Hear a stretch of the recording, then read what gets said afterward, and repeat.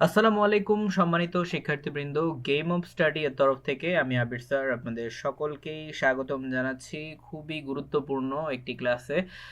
অর্থাৎ আশা করি থাম্বনেল এবং ডেসক্রিপশন দেখে আপনারা বুঝে গিয়েছেন মূলত কি নিয়ে আমি আলোচনা করতে চাচ্ছি। আর আজ হচ্ছে আমাদের এসএসসি জেনারেল ম্যাথের অর্থাৎ সাধারণ গণিতের বোর্ড প্রশ্ন সমাধানের প্রথম ক্লাস, ঠিক আছে? তো ক্লাসটা খুবই গুরুত্বপূর্ণ, বিশেষ করে আপনার অনেক ক্ষেত্রে আমি দেখেছি, বিশেষ করে আপনারা সৃজনশীলে মোটামুটি ভাবে দুঃখিত, অনেক বেশি ঠান্ডা লেগেছে। ওকে, সো অনেক বেশি পরিমাণে, তো যাই হোক টপিকে একটু ফিরে আসি। তো অনেক প্রবলেম বেশি না থাকলেও আপনাদের সৃজনশীলে আপনাদের নৈবেত্তিকে কিন্তু দেখা যায় আশানুরূপ রেজাল্ট কিন্তু হয় না। অর্থাৎ দেখা যায় আপনারা নৈবেত্তিকে খুব বাজে পারফর্ম করেন বা বাজে স্কোর করেন নাম্বার 30-এর মধ্যে, যার কারণে আপনাদের রেজাল্ট অনেক বাজে হতে পারে ম্যাথে। তো ম্যাথে যদি এ প্লাস নিশ্চিত করতে হয় তাহলে অবশ্যই এমসিকিউতে 20-এর কাছাকাছি অ্যাটলিস্ট রাখতে হবে 30-এ, ঠিক আছে? তো এইটারই জন্য, যাতে আপনাদের ম্যাথ পরীক্ষার এমসিকিউটাও যেন ভালো হয়, সেটার জন্যই আমি আবির স্যার এই ক্লাসের উদ্যোগ। আর চিন্তার কোনো কারণ নেই, ক্লাসগুলো সম্পূর্ণ ফ্রি থাকবে, এগুলো হচ্ছে কোনো পরিমাণে কোনো পেমেন্ট দেওয়া লাগবে না। তো অবশ্যই আর জাস্ট আপনার জন্য যেটা দরকার, আপনার শুধু ধৈর্যর প্রয়োজন আছে, জাস্ট ভিডিওটা টাইম অনুযায়ী দেখবেন মনোযোগ সহকারে।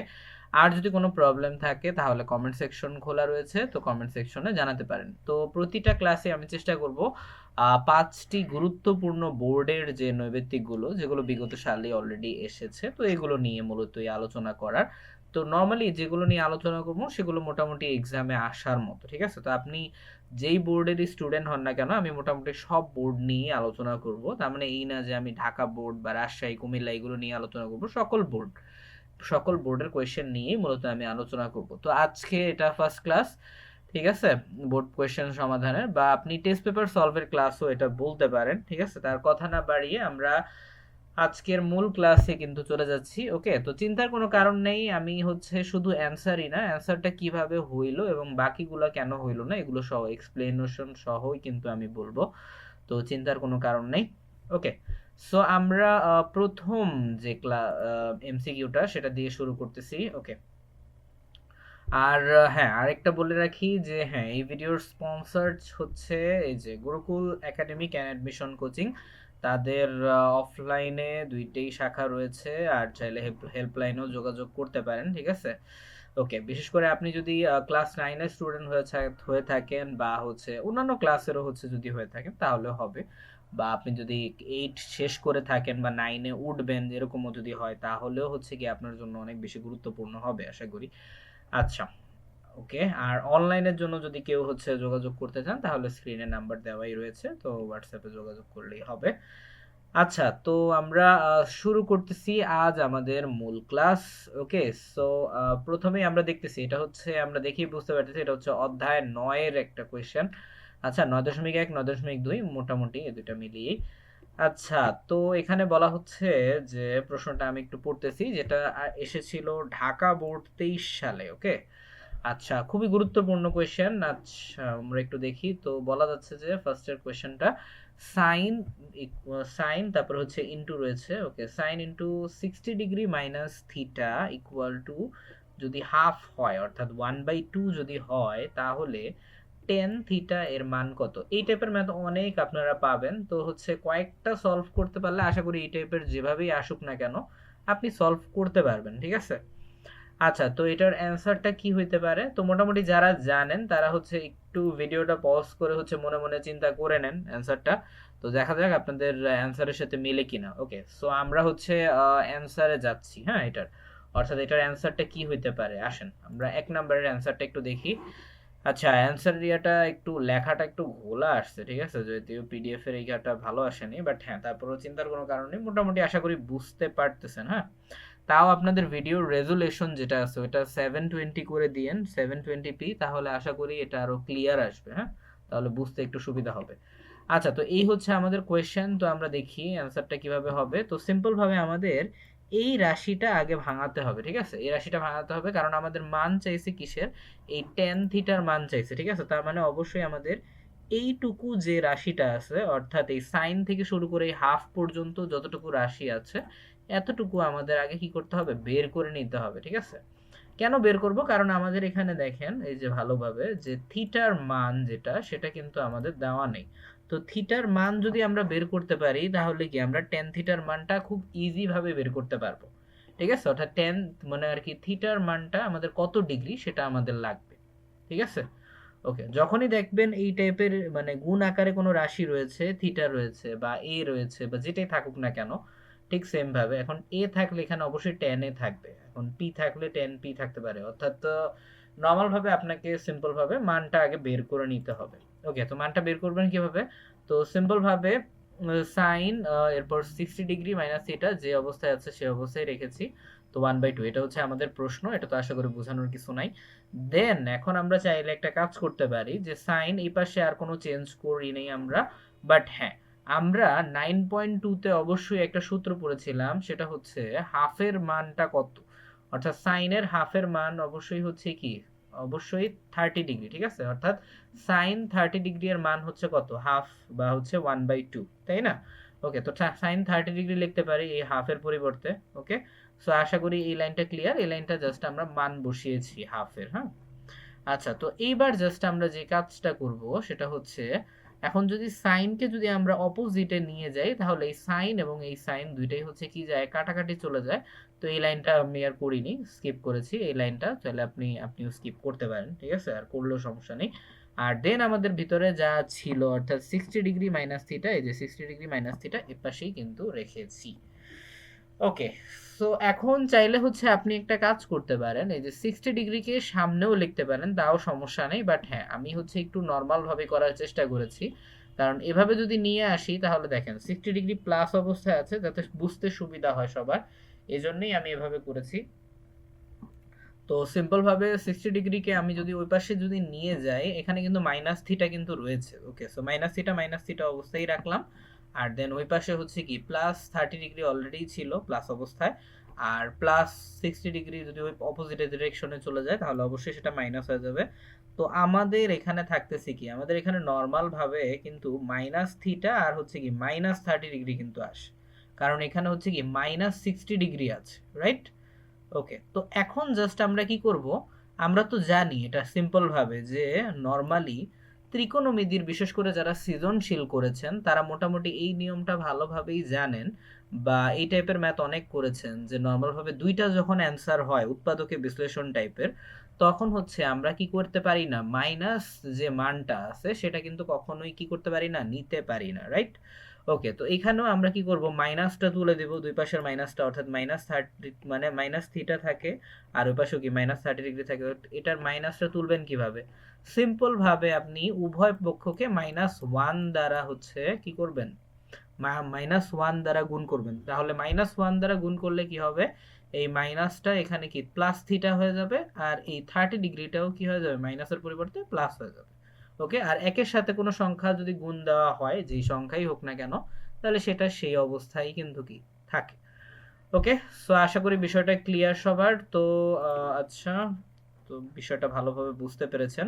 ওকে, সো আমরা থিটার মান পেয়ে গেছি, থিটার মান পাইছি কত, 30 ডিগ্রি। এখন এই 30 ডিগ্রির মানটা টেনের থিটার মধ্যে বসান, তাহলেই মান বের হয়ে যাবে। তো এখন টেন থিটার মান যদি 30 ডিগ্রি হয় তাহলে সিম্পল ভাবে টেন থিটার মান কত, টেন থার্টি ডিগ্রির মানটা হচ্ছে যত হবে ততই হবে আমাদের অ্যান্সার, রাইট? ওকে, কারণ থিটার মান হচ্ছে আমরা পাইছি কত, 30 ডিগ্রি। তো টেন 30 ডিগ্রির মান অবশ্যই কত হবে, অবশ্যই টেন 30 ডিগ্রির মান হবে 1/√3, রাইট? ওকে, সো আমাদের অ্যান্সার কোনটা পাচ্ছি আমরা, ক নাম্বারের, অর্থাৎ এক নাম্বারের অ্যান্সার হবে কত, 1/√3। ওকে, তো কিভাবে হইলো আশা করি বিষয়টা ক্লিয়ার সবার। ওকে, একটু ভালোভাবেই দিই। ওকে, সো 1/√3 হবে এটার অ্যান্সার, যেহেতু হচ্ছে থিটার মান পেয়েছি আমরা কত, 30 ডিগ্রি, রাইট? এখন তাহলে টেন 30 ডিগ্রি এর সূত্র যেটা হবে, তো অবশ্যই ত্রিকোণমিতির সূত্র যারা জানেন না এখনো পর্যন্ত তারা অবশ্যই ভালোভাবে শিখে নেবেন, কারণ এটা খুবই গুরুত্বপূর্ণ, কারণ এটা আপনাদের সৃজনশীল এমসিকিউ দুইটার জন্য ইম্পর্টেন্ট, কারণ এখান থেকে আপনারা নৈবেত্তিক এমনকি সৃজনশীল দুইটাই পাবেন বাধ্যতামূলকভাবে।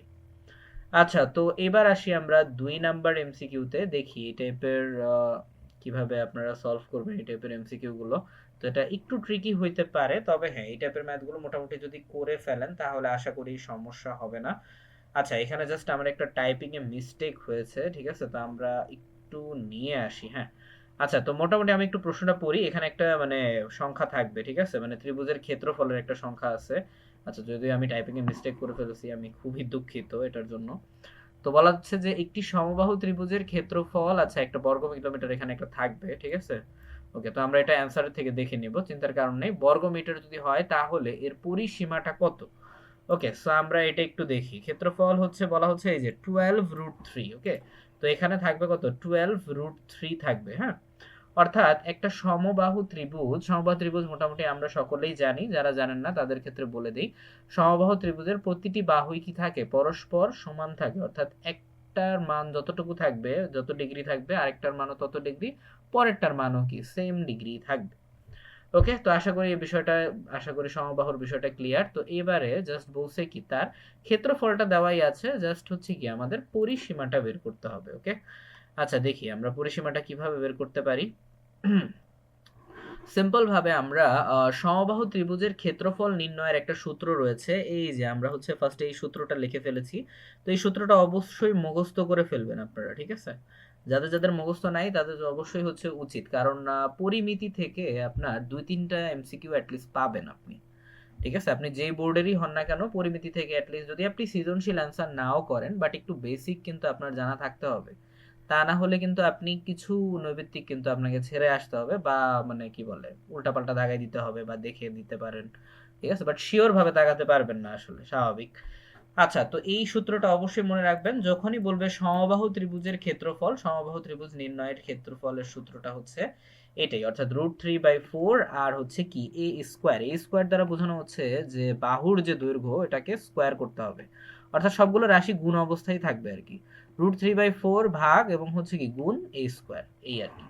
আচ্ছা, এরপরে আমাদের ক্ষেত্রফল একটা বর্গ সেন্টিমিটার দেওয়া ছিল, তো এই বর্গ সেন্টিমিটার আমরা লিখেছি, আর এখানে জাস্ট আমরা সূত্র লিখেছি, এখানে সূত্র, আর এখানে আমাদের যেটা দেওয়া ছিল সেটা।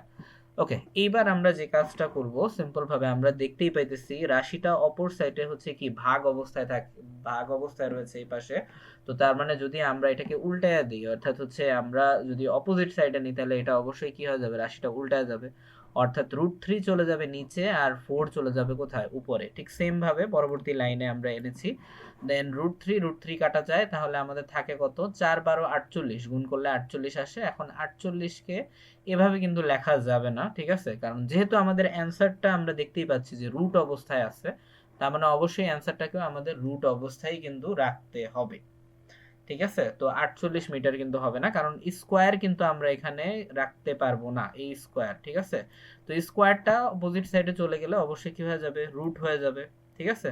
তো 48 রুটকে আমরা হচ্ছে 4√3 দ্বারা ইজিলি ভাঙাতে পারি। তো ঠিক সেম ভাবে ভাঙালাম, দেন হচ্ছে এখন আমরা পরিসীমা বের করতে পারবো। এখন পরিসীমা বের করার সূত্র কি? সমবাহু ত্রিভুজে পরিসীমা নির্ণয়ের সূত্রটা হচ্ছে 3a। কারণ আমি একটু আগেই কিন্তু বলেছিলাম যে সমবাহু ত্রিভুজের প্রতিটি বাহু কি থাকে? সমান থাকে। আর এ দ্বারা কি বোঝায়? এক বাহু নির্দেশ করে। এখন এ যদি একটা বাহু হয়, তার মানে তিনটা বাহু অবশ্যই কি হবে? 3a হবে সাধারণভাবে। ওকে, তো পরিসীমার সূত্র হচ্ছে 3a। এখন হচ্ছে a এর মান অলরেডি আমরা পেয়ে গেছি, এর মান হচ্ছে কি 4√3 ছিল, আর 3 তো নর্মালি সূত্রের ছিল, আর 3×4 = 12, আর 12√3। ওকে, সো আমাদের যেহেতু রুট ভাবেই আছে, আপনি কোয়েশ্চেনটা ভালোভাবে দেখবেন। অনেক সময় আপনার রুট দিয়েও অ্যান্সার থাকে, আবার হচ্ছে রুট ছাড়াও অ্যান্সার থাকতে পারে। সেক্ষেত্রে আপনার 12√3 করে যা আসবে, সরি, 12√3 করে যা আসবে অ্যান্সার, সেটাই হবে অ্যান্সার। ওকে, আশা করি বিষয়টা ক্লিয়ার। তো 12√3 হবে অ্যান্সার। হ্যাঁ, তো 12√3 কোথায়? এই যে খতে। ওকে, তো আমাদের দুইটা এমসিকিউই আমরা সলভ করতে পেরেছি আশা করি।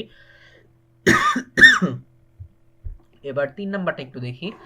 আচ্ছা, 3 নাম্বারটা খুবই ইজি, বিশেষ করে অনেকেরই হয়তো এরকম প্রবলেম হইতে পারে, বিশেষ করে যারা বাট হ্যাঁ অলরেডি যারা হচ্ছে 13 অধ্যায় সম্পর্কে ভালো নলেজ রয়েছে, মোটামুটি লেভেলের নলেজ রয়েছে, তাদেরও এটা পারার কথা। তো খুবই ইজি ছিল, যেটা রাজশাহী বোর্ড 23 সালে কিন্তু এসেছিল ম্যাথে, এমসিকিউতে। তো বলা যাচ্ছে যে এই মাইনাস একটা ধারার অঙ্ক দেওয়া হয়েছে। ওকে, তার মানে বুঝতেই পারতেছি আমরা এটা 13 দশমিক, হ্যাঁ 13 দশমিকের অঙ্ক, 13.12 এর। আচ্ছা, তো বলা যাচ্ছে যে a minus a plus a minus a তারপরে প্লাস ডট ডট ডট, অর্থাৎ হচ্ছে এটা এরপর হচ্ছে ওকে ওকে সসীম ধারা। ওকে, এরপর হচ্ছে ধারাটির 25তম পদ আমাদের বের করতে বলছে। আচ্ছা, ঠিক আছে। তো এটা বের করাটা আসলে অনেক অনেক অনেক ইজি, বিশেষ করে যারা হচ্ছে অনেক কনফিউজ হয়ে গেছেন এই প্রশ্ন দেখা। আসলে খুব বেশি ইজি হইতেছে তো, মানে বা খুব বেশি ইজি, তো এই জন্য হয়তো কনফিউশন লাগতেছে। ওকে, তো চিন্তার কারণ নেই। তো 3 নাম্বারটার আমরা সলিউশন দেখে নিই। দেখেন, সিম্পল ভাবে দেখেন এখানে নর্মাল ভাবে এই দেখো, ধারাটির বেজোড় সংখ্যক পদের মান হচ্ছে কি এ। এখন দেখেন, এখন জোড় সংখ্যা আমরা তো জানি জোড় সংখ্যা সবসময় কিসে থাকে, প্লাসে থাকে, রাইট? এখন দেখেন, প্রথম যে এটা আছে এটা কি আছে, প্লাস অবস্থায় আছে, রাইট? ওকে, পরের এটা কি আছে, মাইনাস অবস্থায় আছে, অর্থাৎ বেজোড় সংখ্যাটা কত, মাইনাস অবস্থায় আছে। ওকে, আর সিম্পল ভাবে দেখেন আমাদের বের করতে বলছে কত, 25তম পদ, রাইট? এখন আমি যদি আপনাকে বলি, এখন আপনি নিজেই বলতে পারবেন যে 25 অবশ্যই কোন সংখ্যা, অবশ্যই জোড় সংখ্যা নাকি বেজোড় সংখ্যা? অবশ্যই বেজোড় সংখ্যা, রাইট? এখন বেজোড় সংখ্যা যেহেতু, আর বেজোড় সংখ্যার পদ এখানে কত, মাইনাস এ, তার মানে অবশ্যই যে 25তম পদ যে হবে, 25তম পদ অবশ্যই হবে কি, মাইনাস এই হবে। বুঝা গেছে? ওকে, সো আশা করি বিষয়টা ক্লিয়ার হয়ে গেছে আপনাদের। তো সিম্পল ভাবে আমি তারপরে হচ্ছে একটু লিখে দিছি, এই যে ধারাটির বেজোড় সংখ্যক পদের মান যেহেতু এ, তার মানে বেজোড় এবং বেজোড় মাইনাস এ, এবং হচ্ছে কি আচ্ছা, বেজোড় সংখ্যক না, সরি, মানে জোড় সংখ্যক পদ যেগুলো, আচ্ছা এখানে জোড় হবে, ঠিক আছে। আচ্ছা, এখানে জোড় সংখ্যক পদের মান হচ্ছে এ আর বেজোড় সংখ্যক পদের মান হচ্ছে কি, মাইনাস এ। তাহলে ধারাটির 25তম পদ অবশ্যই কত হবে, মাইনাস এই হবে। কারণ এখন বলতে পারেন যে স্যার অন্য আরেকটা সংখ্যাও তো হতে পারতো। আচ্ছা, কেন হবে না আমি এটা একটু বলি। কারণ সিম্পল ভাবে আমরা দেখেন এই সেম ধারাটাই কিন্তু রিপিট হয়ে গেছে। এই যে ফার্স্টে প্লাসে পরে মাইনাসে, ফার্স্টে প্লাস পরে মাইনাসে, অর্থাৎ ধারাটির প্রথম পদ কি, প্রথম সংখ্যা।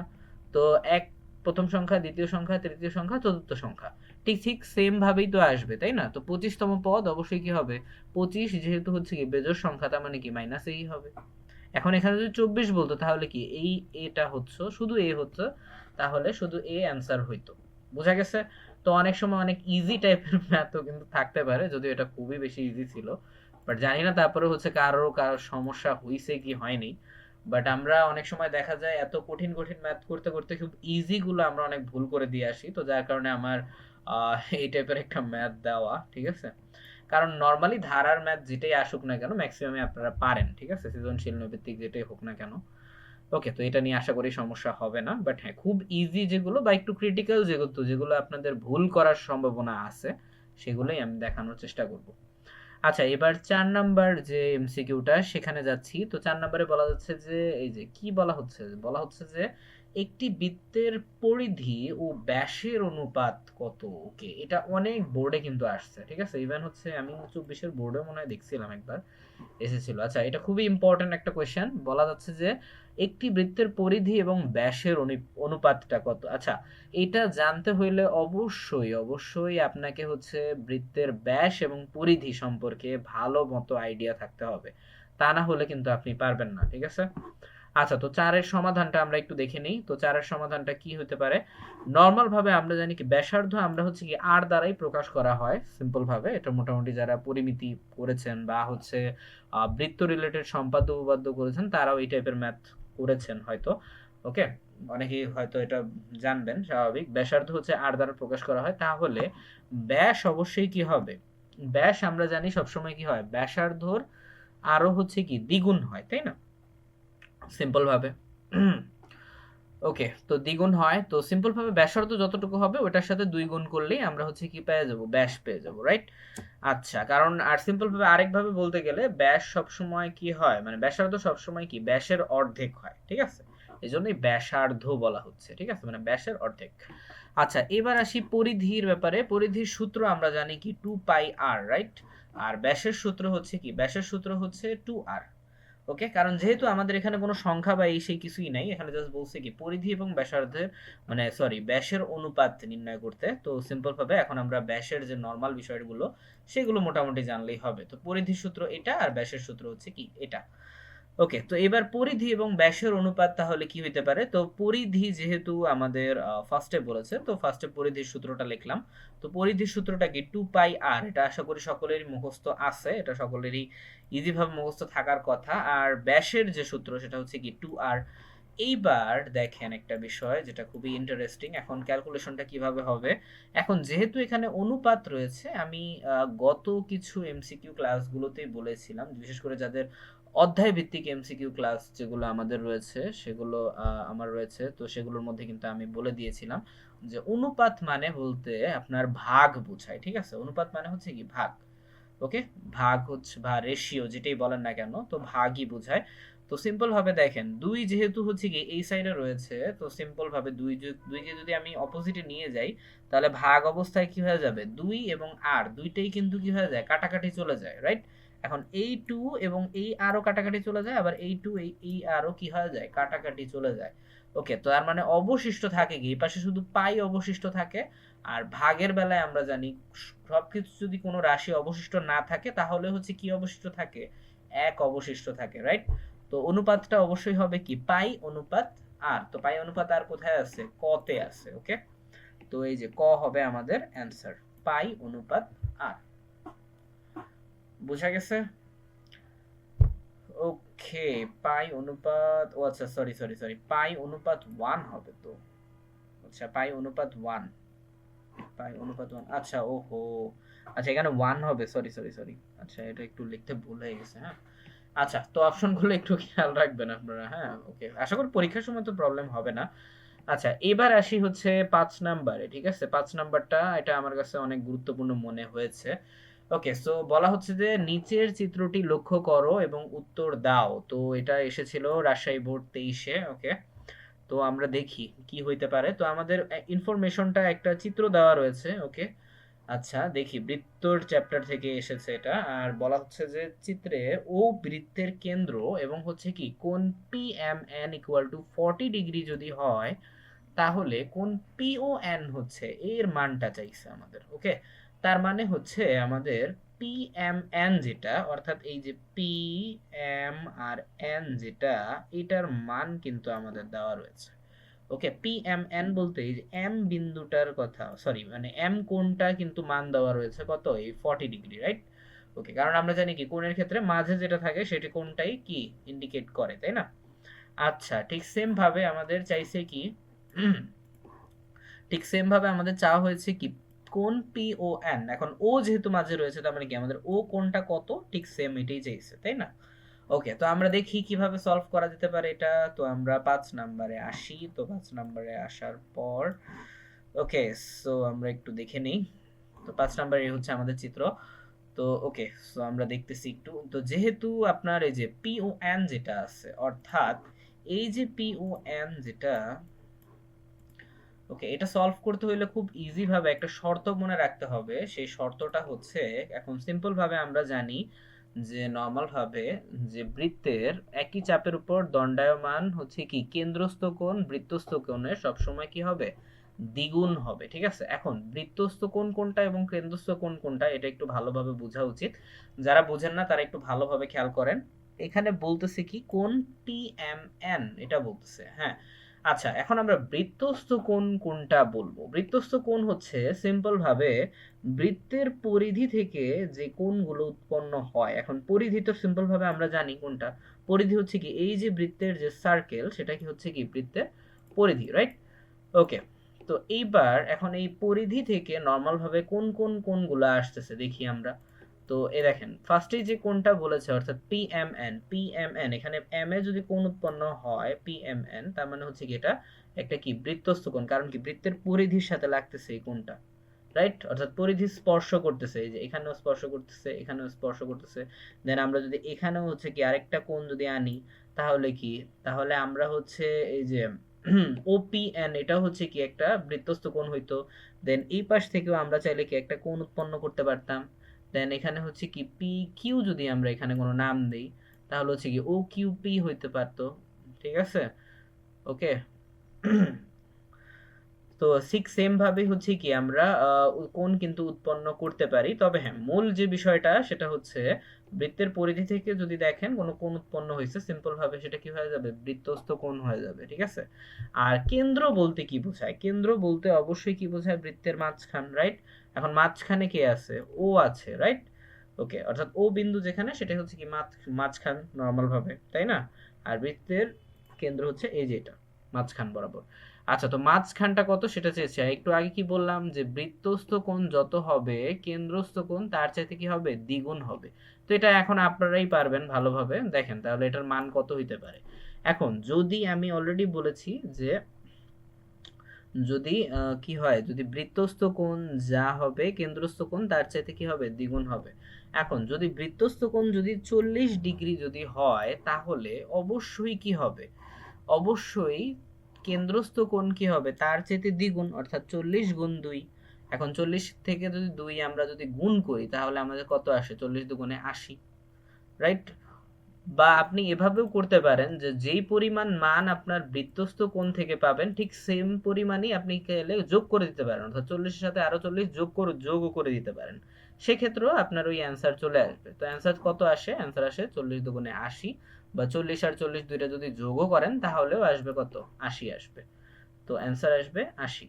বাট হ্যাঁ, এই যেটা বললাম এই শর্তটা অবশ্যই মনে রাখবেন, সবসময় কি হবে, বৃত্তস্থ কোণ কেন্দ্রস্থ কোণের চাইতে হচ্ছে কি কম হবে, বা নর্মাল ভাবে বলতে গেলে আরো ইজি ভাবে যদি বলি তাহলে হচ্ছে কেন্দ্রস্থ কোণ বৃত্তস্থ কোণের চাইতে দ্বিগুণ হবে। অর্থাৎ কেন্দ্রস্থ কোণের মান যত হবে অর্থাৎ কেন্দ্রস্থ কোণের মান যত হবে বৃত্তস্থ কোণের মান হবে তার অর্ধেক। বুঝা গেছে? ওকে, আচ্ছা। অর্থাৎ সিম্পল ভাবে বলতে গেলে আরো যদি বুঝাইতে যাই, লাস্ট বার একটু বলতেছি, ঠিক আছে? কারণ এটা আমি এতবার বলতেছি কেন, কারণ এটা আসলে অনেক গুরুত্বপূর্ণ। এই রিলেটেড বিশেষ করে যারা টেস্ট পেপার সলভ করতেছেন তারা অনেক এই টাইপের চিত্র অনেক দেখেছেন, ঠিক আছে? এই কেন্দ্রস্থ বৃত্তস্থ কোণ দিয়ে সবচেয়ে বেশি প্রশ্ন করা হয় জ্যামিতিতে। ইভেন আপনি যেই বোর্ডেরই পরীক্ষার্থী হন না কেন, আপনার হচ্ছে এখান থেকে প্রশ্ন করা হবে বেশি সাধারণ গণিতে। তো এটা একটু খেয়াল রাখবেন অবশ্যই। ঠিক আছে, চাইলে ভিডিওটা বারবার পজ করে দেখতে পারেন। ওকে, সো আশা করি বিষয়টা ক্লিয়ার সবার। তো কেন্দ্রস্থ কোণ সবসময় দ্বিগুণ হবে, জাস্ট এই কথাটা মাথায় রাখলেই হবে। আর কেন্দ্রস্থ কোণ কোথা থেকে যায়, অবশ্যই মাঝখান থেকে। ওকে, সো আশা করি বিষয়টা ক্লিয়ার হয়ে গেছে সবার। আর ভিডিও থেকে যদি উপকৃত হয়ে থাকেন তাহলে অবশ্যই লাইক কমেন্ট শেয়ার করতে ভুলবেন না। আর যেটা বলতেছি, এই ভিডিওর স্পন্সর ছিল আমাদের Gurukul academic and admission coaching, আর অফলাইনের জন্য অনেক ভালো একটি কোচিং সেন্টার। তো খুবই ভালোভাবেই হচ্ছে প্রস্তুতি নেওয়া হয়, সাপ্তাহিক, মান্থলি, তারপর হচ্ছে ইয়ারলি পরীক্ষা সহ, মডেল টেস্ট সহ সবকিছু কিন্তু হতে পারে। তো অফলাইনের জন্য বেস্ট। তো আজিমপুর কেরানীগঞ্জ দুইটাই শাখা রয়েছে, তো নিকটস্থ শাখায় যোগাযোগ করতে পারেন, আর হেল্পলাইন নাম্বারও দিয়ে দেওয়া রয়েছে। আর যেটা বলতেছিলাম, তো ভালোভাবে আপনারা প্র্যাকটিস করবেন, কারণ আপনি যেই 9 অথবা 10 অথবা ক্যান্ডিডেট যেই পর্যায়ে স্টুডেন্ট হন না কেন, আশা করি ক্লাসগুলো অনেক গুরুত্বপূর্ণ হবে আপনাদের জন্য, বিশেষ করে যদি ম্যাথে প্রবলেম যদি হয়ে থাকে। ঠিক আছে, আর সমস্যা যদি না হয় তাহলে তো কোনো কথাই নেই। ওকে, আর হ্যাঁ, কোনো যদি প্রবলেম হয়ে থাকে তারপরে কোনো ম্যাথটা বুঝতে বা কোনো নিয়ম বুঝতে, তাহলে অবশ্যই চাইলে কমেন্ট করে জানাতে পারেন। ইনশাল্লাহ আমি চেষ্টা করব কমেন্টগুলো রিপ্লাই দেওয়ার। আর ওকে, সো নেক্সট ক্লাস অর্থাৎ বোর্ড প্রশ্ন সমাধান ক্লাস 2 এর জন্য আমন্ত্রণ রইল, ইনশাল্লাহ খুব আর্লি চলে আসবে। তো ভিডিওগুলো প্লেলিস্টে পেয়ে যাবেন আপনারা। ওকে, সো আল্লাহ হাফেজ, এখান থেকে বিদায় নিচ্ছি আমি।